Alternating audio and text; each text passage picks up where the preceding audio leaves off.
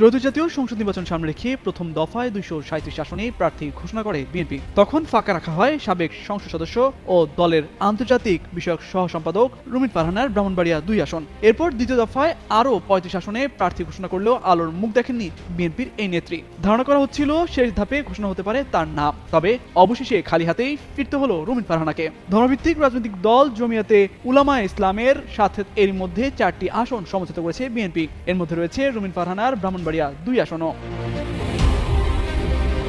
মঙ্গলবার দুপুরে গুলশানে বিএনপির চেয়ারপারসনের কার্যালয়ে এক যৌথ সংবাদ সম্মেলনে এর সমঝোতার ঘোষণা দেওয়া হয়। সংবাদ সম্মেলনে বিএনপির মহাসচিব মির্জা ফখরুল ইসলাম আলমগীর জানান, জমিয়তের সঙ্গে নির্বাচনী সমঝোতার ভিত্তিতে 4টি আসনই বিএনপি প্রার্থী দেবে না।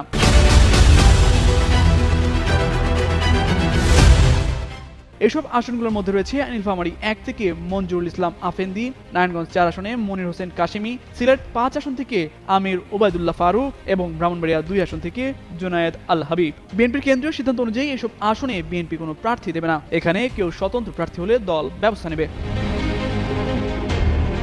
এ সময় বিএনপি স্থায়ী কমিটির সদস্য সালাউদ্দিন আহমেদ বলেন, জমিয়তের সঙ্গে নির্বাচনী সমঝোতা করেছে বিএনপি। পরস্পরের আসনে প্রার্থী দেবে না বিএনপি ও জমিয়ত। যেসব আসনে তাদের সঙ্গে সমঝোতা হয়েছে সেখানে বিএনপির প্রার্থী থাকবে না। একইভাবে সারা বাংলাদেশে অন্যান্য আসনে জমিয়তের কোনো প্রার্থী থাকবে না।